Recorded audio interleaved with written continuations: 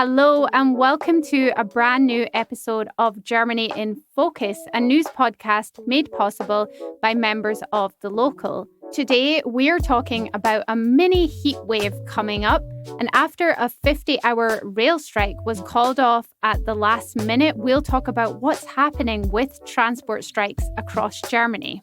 The city-state of Bremen has just held a state election, so we'll talk about what the results mean and why we should all visit the city. People in Germany, especially large cities, are struggling with a lack of affordable housing. We'll talk about how bad the situation really is, especially in Berlin, and hear from some experts, as well as share some tips on how to get a flat. Finally, we'll talk about the German words that have funny literal translations. I'm Rachel Loxton, and I'm in Berlin today with journalists Rachel Stern and Burnett. Hello, lovely people. How are you doing? Hello. Hi, I'm doing great. It's good to see you again. Welcome back to the booth. So we have to mention after our Eurovision-themed episode last week that sadly, Germany came last. The Hamburg band Lord of the Lost came bottom of the leaderboard on Saturday's final with their song Blood and Glitter. An absolute travesty. That was a great song. Aaron, what can we conclude? Rach, I hate to break something to you. No, scratch that. I don't actually hate breaking this to you. I need to inform you that that last place result was pretty appropriate, especially, No. Oh, yes, it was, especially given the incredible caliber of songs that other countries sent this year. Few sort of more seasoned Eurovision fans, like myself included, for example, were particularly surprised by Germany's last place result. And after a decade of last place or second to last place finishes by Germany, very disappointing. The national selection process just needs to be better. What was a bit more surprising, though, was that the UK's May Muller finished second to last. That was a lot more unexpected by both fans and bookmakers as well. The German embassy in London, though, took that opportunity for a little lighthearted ribbing. They took a screenshot of the UK and Germany's place right next to each other on the leaderboard at the bottom of the scoreboard, and they tweeted #stayingconnected. Yeah. I know. They said they were holding up Europe there. Yeah, exactly. Germany and the UK right at the bottom. Yeah, and you thought Germans didn't have a sense of humor. There you go. Germans do, don't they? Did you watch it, Rachel? I have to admit that I did. There's no shame in admitting that you watched it. Yeah, well, even worse, I watched it alone late at night. I think I need to go to a Eurovision party one of these days because then I could truly get into the spirit of it. Yes, next year. Great. So we're recording this on Wednesday, May 17th. There is actually a Germany-wide public holiday on the 18th, but by the time this episode goes out, it will be done. I'm sure there will be a lot of hungover people on Friday because Ascension Day is when traditionally men in Germany go out for a walk in the nature and get drunk, right? I mean, yeah, it's probably a little more about the drinking than the walk in the nature. But they seem to be walking around with little kind of trailers with drink a lot of the time. Yeah. Ascension Day is also Father's Day in Germany, actually. And in Eastern Germany in particular, largely I've had it heard explained to me because Eastern Germany was more atheist back during the DDR. It's often called Männertag or Men's Day, very specifically. And it's traditionally a day for the boys to do some drinking and do something nice for themselves. And that can, of course, include, as you say, walking with these, weird trail things. I don't know why we can't just do a picnic with the beer and wine as well. And invite women. Yeah. Well, I mean, some do. A friend of mine's husband typically heads up with friends up to the North Sea, the Ostsee, for some drinking, beach and fun. Sometimes she does actually go with them. Sometimes they do actually invite their girlfriends and wives, and sometimes they don't. So it seems to depend on the year. But yeah, to deal with those Friday hangovers that you were mentioning, a lot of people actually take a Brückentag. A lot of people will be on one of those the day that this episode comes out, and that is on the Friday. It's a bridge day, Brückentag. This refers to the German practice of taking the Friday off right after you have a public holiday that falls on a Thursday. So you can make a 4-day weekend for yourself by only taking one holiday day. In Austria, they call these Fenstertagen or window days, but it does mean the same thing. Nice. And there is also another nationwide public holiday coming up on May 29th. And there's some good weather coming, I believe. That's right. So this week, people in Germany can safely bring their sandals or shorts out of the closet as temperatures are going to be climbing over the weekend. With socks, right? With socks in Germany. That's right. And Birkenstocks, especially. Birkenstocks and socks. There you go. And on Sunday, it's set to be a toasty 27 degrees Celsius here in Berlin, but temperatures of up to 30 degrees are expected in other parts of the country. But don't worry if you don't quite make it to the beach this weekend, because the heat spell is set to stretch into June. And also, this being Germany, every time it gets particularly warm, you can expect sudden thunder and monsoon-like rain. So on Monday, it's going to be a little bit wet outside as well. But swimsuit season begins Sunday. That's right. As long as you change back into warm stuff on Monday. Have you got your Speedos ready, Aaron? Oh, yeah, they're ready. They are all ready for a good beach day. Good to know. And of course, it's Pfingsten on May 29th, right? It's Pentecost. That's the holiday. Mm-hmm. And so Germany is a good place to be in June. What do we think, guys? I agree. It's one of my favorite times of the year. You can start expecting big crowds at both the Freibäder, which are these outdoor swimming pools, and the Strandbäder, which are swimming areas that typically belong to a lake. And you also see a lot of people flocking to the different waterways, be it lakes, the North or Baltic Sea, several rivers, either going there to swim or hang out for barbecues.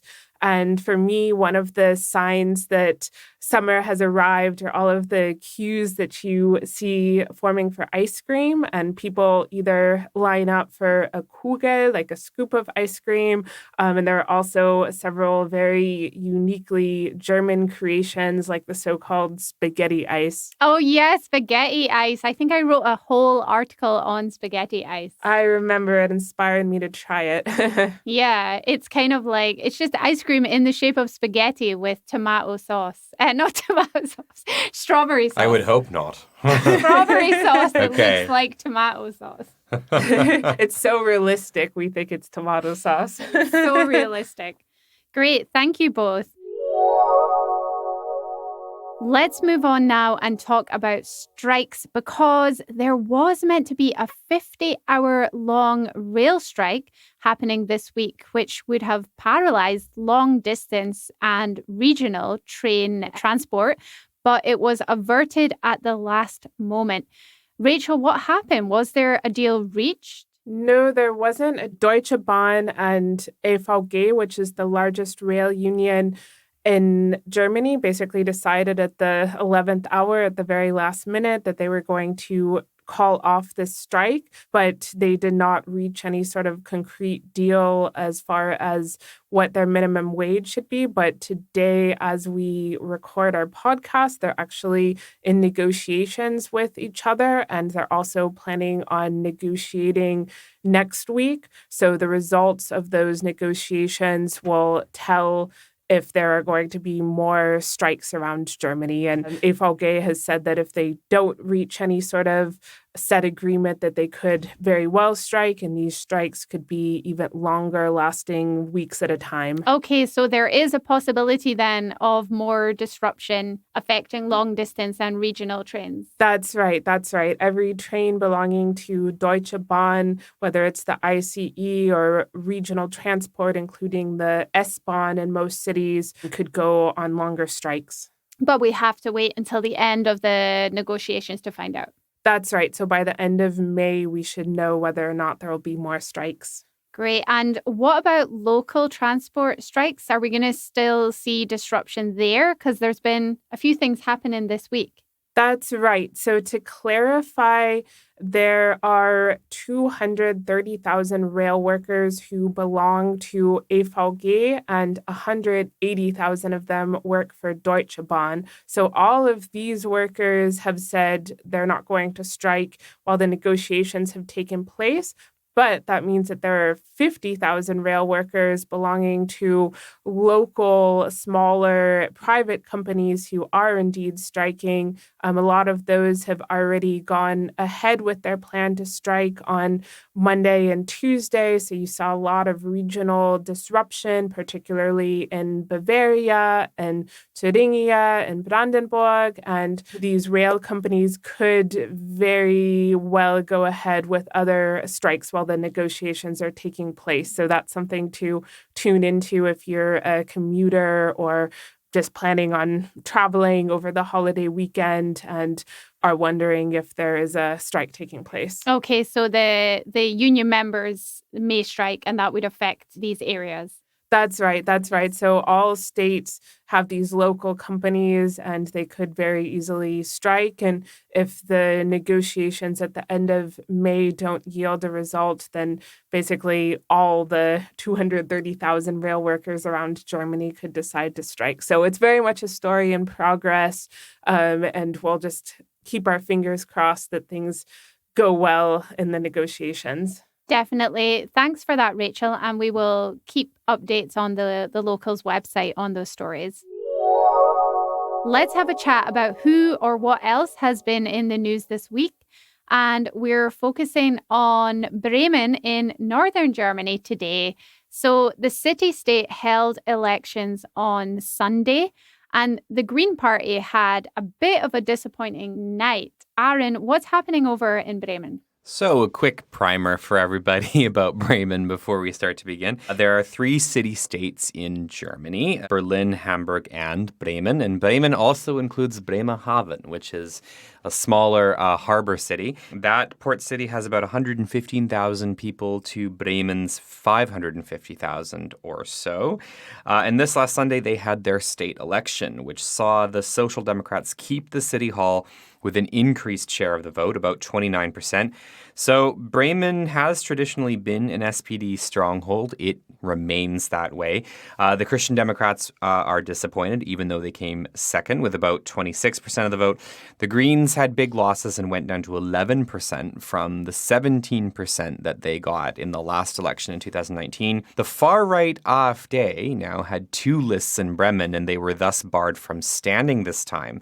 But instead, there was the so-called Bürger in Wut party, or Citizens in Rage, or Citizens in Anger, Citizens in Rage. And they got 7.5% of the vote, including, though, 22% specifically in Bremerhaven. So 7.5% overall, but 22% in the little port city of Bremerhaven. So they crossed the threshold to get into the state government. Yes, they have. That threshold is normally 5%, so they have indeed. They are entering Bremen State Parliament. These guys benefited a lot from AfD voter migration and have a lot of the same focus policy-wise. They want to axe the Bremen environmental zone, much like we have one in Berlin in the center of the city as well. They want to deport foreign criminals faster, or so they say. They want to institute school uniforms in Bremen as well. And they reject what they see as gender language in public administration. Oh, dear. So, yeah. It's They're not very happy. There's a lot of rage. Yes. Well, as the name suggests. Exactly. Yeah. And so what does this result mean for the federal government then? Is it significant because we have the SPD and the Greens and the FDP in the federal government? What does it mean for them? Well, among other things, Bremen's SPD took issue with some green plans federally to change out old school heating systems in German homes this decade already, something that the SPD argued poor households simply couldn't afford to do that quickly. So it does speak to a little bit of strife within the coalition federally as well on some of these kind of key questions. Federally, I'm not sure how significant this result is for the SPD.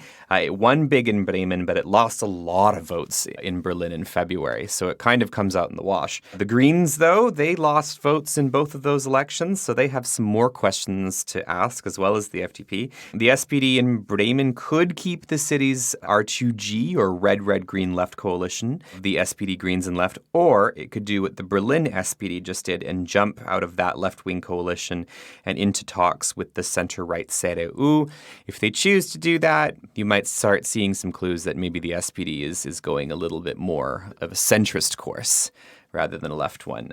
We also have to see if a new far-right party, other than the AfD, these rage-filled citizens, will have more success than just in Bremen, or whether this is just a one-off this time. Really interesting. And of course, we have a couple more state elections coming up in Germany this year. We've got Bavaria, right? Yeah, we have Bavaria and we have Hesse, where Frankfurt is. But those are going to be in fall.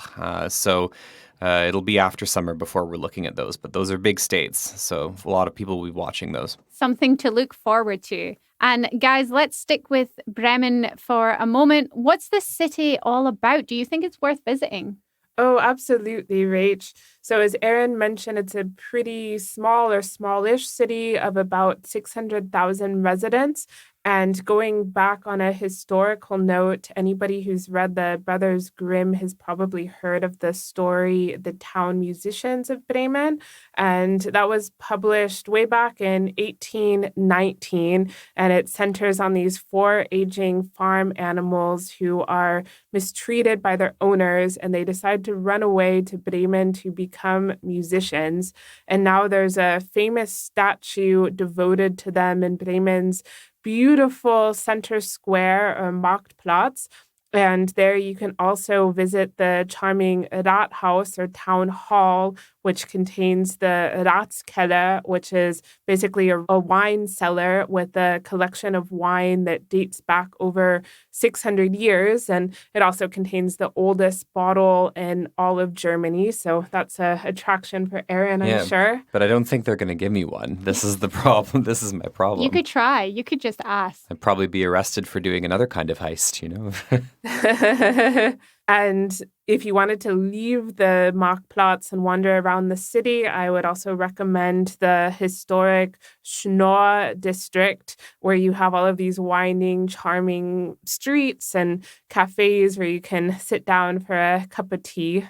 This sounds absolutely lovely. I want to visit. Yeah. Well, it's I've actually visited most of Germany's federal states. So 11 out of the 16, but Bremen is still on my bucket list as well, actually. It's one of the 5 I haven't done. I actually want to visit the German Museum of Emigration, and that's actually in Bremerhaven, because my grandparents, of course, were German emigres. They sailed out in the 1950s to Canada on a ship called the Arosa Sun, and I'm told this museum should have more information about this particular ship and even more about these transatlantic journeys that many German emigres took. Yeah, that would be really interesting. Thank you so much for those updates, guys. Let's move on and talk about housing in Germany now. So we're going to focus on renting today. To sum it up, it's a bit of a nightmare out there, isn't it? Rent prices have been shooting up across Germany, especially in Berlin. People are really struggling to get a contract for a place. We hear stories of people having to pay insane prices to rent. We hear of people getting exploited by landlords, housing companies, and also by other tenants who are subletting. That happens too. Aaron, what's the overall picture of renting in Germany right now? Absolutely terrible. Renting or finding a place in many parts of Germany has been a big issue, certainly since before I arrived here in 2011. Anecdotally, though, this is the worst I've ever seen it, and we have an array of discouraging stats to back that up. First up, prices. Rents went up around the country by record amounts in the first quarter of this year, by around 7.5%, according to ImmoScout. Compared to a year ago, they're up 12% for existing properties and 20% for new builds. The price to buy has gone up a little bit less. It's about 2.3% more expensive to buy a place in Germany now than it was a year ago. And where is the situation most tense for renting? So Munich is still far and away the most expensive city in Germany for both renters and buyers. But if we look at where prices are going up the fastest, both Berlin and Stuttgart are going through a particularly hard time. They saw an 8 and 9% increases in rents in the first quarter, so above the national average. Berlin in particular has had a big jump recently. Another survey found that since November 2022, the average asking price for a new rental contract in Berlin specifically went up 27% or so close to a third. It was in November 2022, the average price per square meter for rent was 9.86 euros in the capital. That went up to 12.5 per square meter recently, so a huge jump. Keep in mind that the national average is about 8 euros per square meter. Yeah, really big jump. What are the root causes of all of this, do you think, Aaron? Well, one of the big reasons for this is we're just not seeing a lot of relief on the supply side. Quite simply, there's not enough new homes being built to meet demand. And that problem is getting worse. This week, we found out that March this year saw 30% fewer home building permits granted than in the year before. That is a drop that we have not seen in 16 years. The federal government in particular is only managing about half its target of 400,000 new homes a year. Keep in mind that the Labor Ministry has said recently that we need about 400,000 skilled workers from abroad every single year to plug the country's labor shortage. So we're seeing a big demand for new skilled workers, but we're also seeing big demand for housing. And keep in mind that skilled workers have many other choices of places that they could go other than Germany. And they already face a huge challenge finding somewhere to live before they ever find their feet here. And that's simply because not enough is being built. And then there's, of course, people who are already here. How are governments responding to this? Well, Berlin, the city-state government, instituted a rent cap in 2020 that was later found to be unconstitutional. Courts ruled that only the federal government had the authority to pass a rent cap like that. Berlin had no jurisdiction to do that. That was what they found. So that rent cap was overturned. And there are politicians, particularly in Berlin, who advocate a federal rent cap, so one that would apply nationally. But this hasn't been discussed in national politics in a big way so far. And many economists say it won't really do much to solve the problem anyway. It may provide some relief in the short term, but in the long term, many experts say there's just no way around the need to build more housing and to very simply increase the supply to meet the demand. That's why house building has become a bigger part of government manifestos recently, federally and particularly in Berlin with the new coalition between the SPD and the CDU, but no one is meeting their building goals so far, and we'll see if that improves. Let's now hear from Frankfurt-based Thomas Beyerle, who is a research expert on the German real estate market.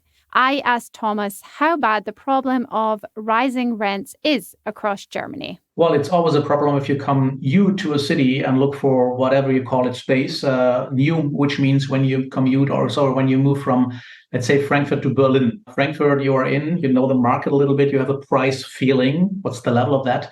And you come to Berlin, you talk to local ones, they get a heart attack by asking, how much do you want to afford? Say, what, maybe 20 euros? They get a heart attack because they came from a level of around 10 euros. If you talk to other people who moved there and say, well, 4 years ago it was 15, now it's a little bit more expensive. But if you talk to one coming from Hong Kong or London or wherever, say, Thomas, it's so cheap here. And this is the range of activity you are in. So when you come new to a city in Germany, you have to, let's say, get a special feeling on the local markets. And there is one market, as you already mentioned, this is Berlin. This is compared to the rest of the top 5 in Germany. So Munich, Hamburg, Frankfurt, Düsseldorf. So Berlin is very, very cheap compared to the rest of them, German, but also international markets. And I have a lot of people from abroad who say, Thomas, there is something wrong with the contract. I say, what is wrong there? It's the number is wrong. And this is again where I always see they come from another price level and come to the capital of Germany and are totally astonished that it's so cheap. This is again where you see there is a huge mechanism on what is right or wrong and what is affordable housing for the local ones and what is a call of a second rent or whatever from the people who move there and say, wow, I have much more money in the pocket at the end of the month coming from London to Berlin. That's really interesting, though, because Berlin has traditionally been much cheaper than other German cities, as you've mentioned, but it really is seeing rents skyrocket, especially this year, right? Well, especially not this year, but also before pandemic, it starts the last 5 to 7 years. And of course, this is maybe the main explanation why also the activities from governmental or local authority side, it's let's bring some caps or rental breaks or whatever you call it. Again, coming from the evolution, the last 10 years, we see a huge urbanization effect. People come globally to Berlin, cool city, of course, and the demand rises, of course, the prices on that. So the reaction, it's much more, let's say, educated than in Berlin, than in Frankfurt or Hamburg, because the jump up or the rocket up was heavily exposed in Berlin and not in Frankfurt and in Munich. It's not cheap there, but it's a steadily ongoing process without volatility. While in Berlin, it's rocket up after the unification with a stagnation of 10 years. And then after Lehman, or let's say 11 and 12, then you can see a very, very, very, very strong demand. And do you think that the governments, both federal and state levels, are doing enough to address these kind of issues going on? Well, if you make some impacts on a residential market, it's always the Bundesland case. So the government can give the stimulations or the big picture, but the local authorities are responsible for the local politics or countrywide. So Berlin, Brandenburg, Bavaria, Hesse, where I'm now. So this again, it's a regional responsibilities. And the instruments are quite different. Again, the Berlin case was for all of us the first big impact on a massive rental break for all the counties within Berlin, which totally failed, by the way, because overnight there were 40% of the whole, supply was taken away from all the platforms, and everyone is sitting right there. I personally believe, Thomas, that's a cool decision because now I get a super luxury apartment for €6 in the city center. Nuts, of course. So after 1 year, everybody expected that, okay, this had to be failed. And by government, by Karlsruhe, the big legal court say, okay, this is not really how it works. But meanwhile, we as investors and real estate people, we see that there are some rental breaks coming up slightly, going on more aggressively. In Munich, normal last 30 years, social impact activities, which is good, by the way, due to social, let's say, equalization on one hand, and the other hand, it stables the market in total. And this is again where the Berlin case, fair enough to say, was that no, what's that going on? Nobody believed in that, but it was a try, of course, from maybe to change society in one direction. Maybe on the other hand, no cranes, no activities, nothing. And so the former party who make the decision, then they understand by a legal court, say, no, it was not a good decision to do that.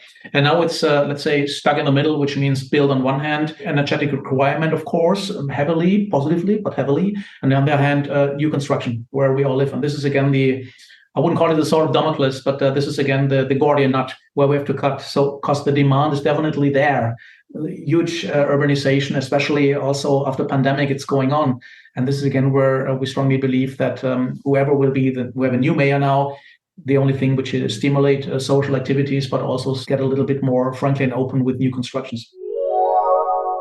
Rachel, what's your experience of finding a flat in Berlin? Because I know that you've moved a few times in recent years. That's right, Rach. So I would also second Aaron that now is the most difficult housing market that I've ever seen. I moved here in 2012, and it was said to be a bad situation for flat seekers back then, but it was still very possible to find a place within a couple months of looking. And for my first couple of places that I had in Berlin, since I was moving around every 2 or 3 years, I didn't really have so much of an issue finding something. It was only in recent years, like with my last apartment, which is luckily a permanent contract, where, we were really about to give up after 9 months and then managed to get something at the last minute. But even 9 months is considered good nowadays, and a lot of people simply never find something or jumping from expensive sublet to expensive sublet and then decide just to give up and leave Berlin. Yeah, you do hear that a lot at the moment. Let's hear from Kathleen Parker from Red Tape Translation, which helps foreigners with various bureaucracy in Germany. Kathleen also coaches clients to help them find a place in Berlin. I asked her if her clients are really struggling at the moment to find a flat. Yes.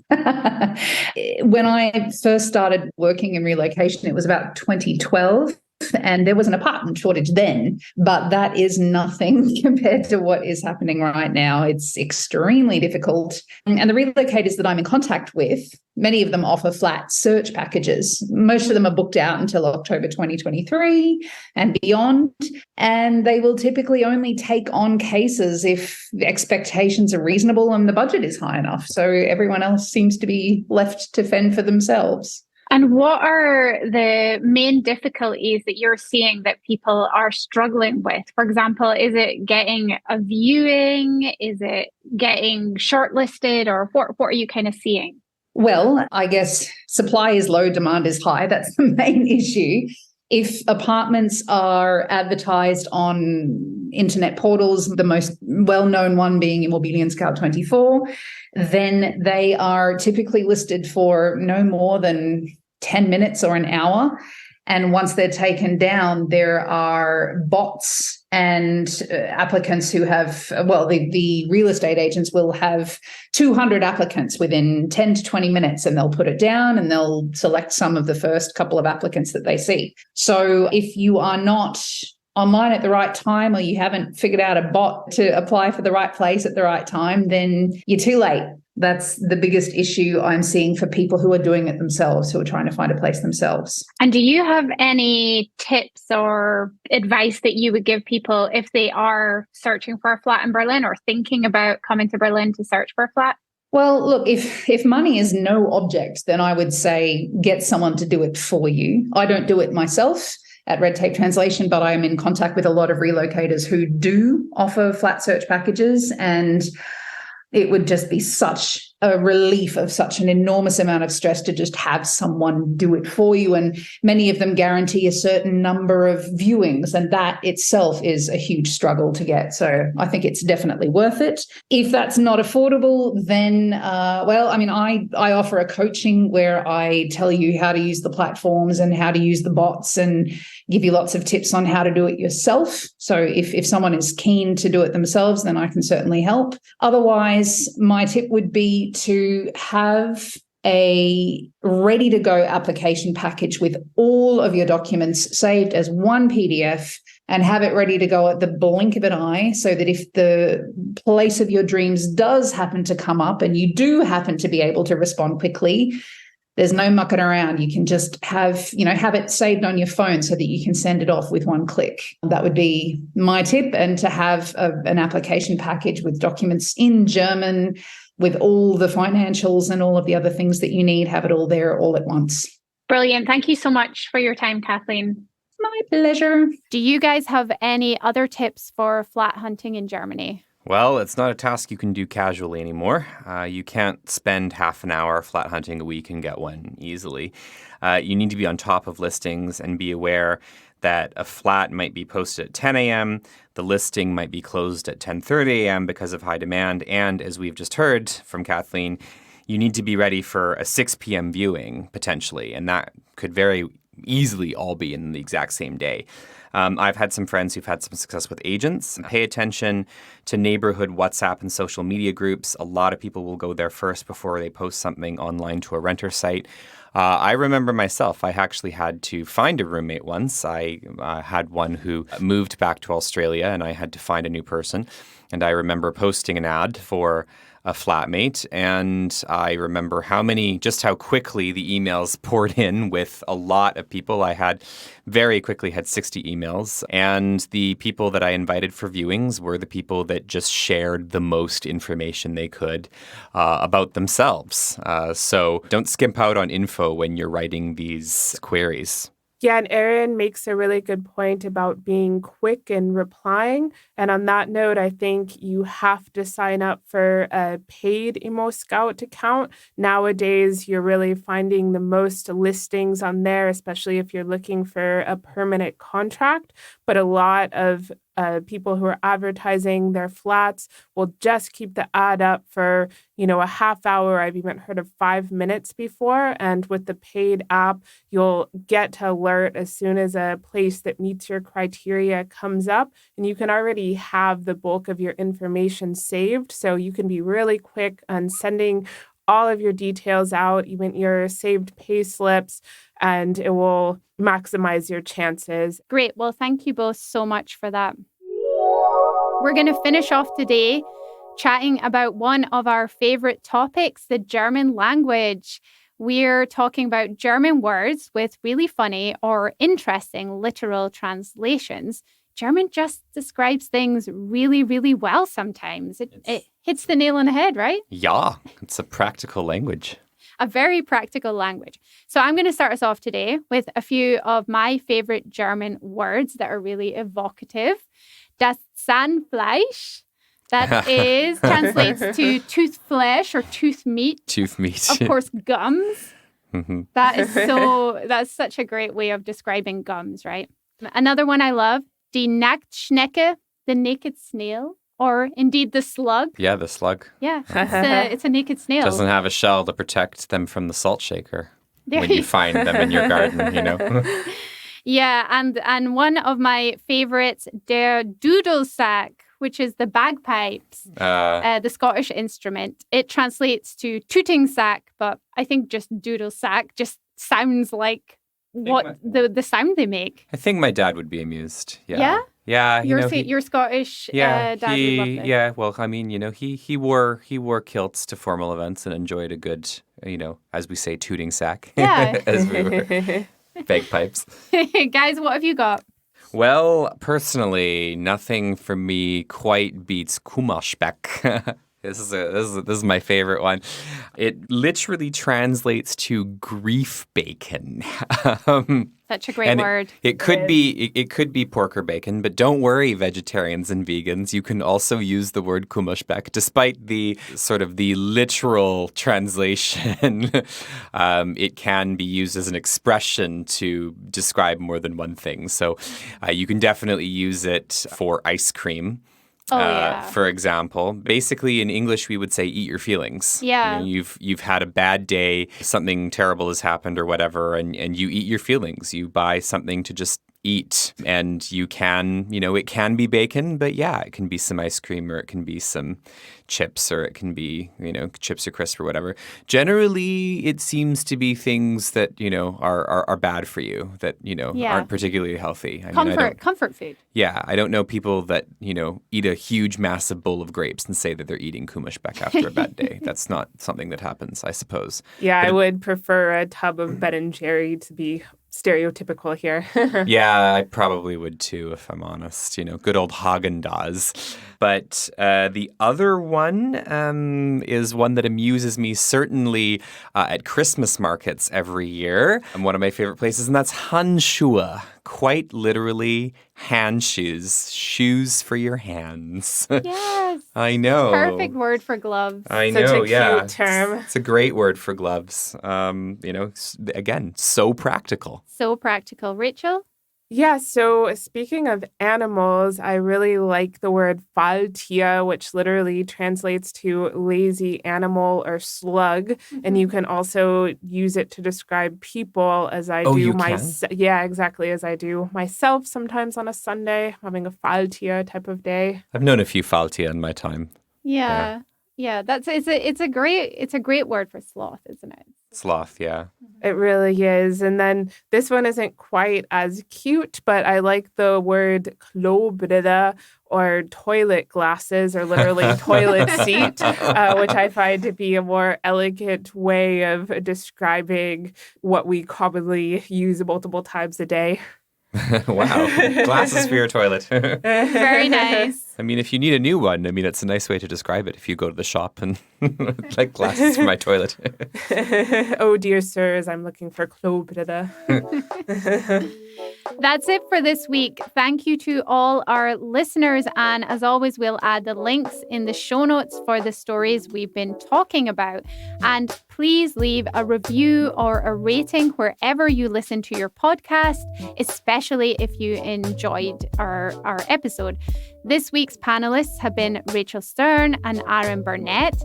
Our guests were Thomas Beyerle and Kathleen Parker, and our sound engineer is Rhys Edwards. We hope you enjoyed listening, and we will be back again next week. Until then, take care.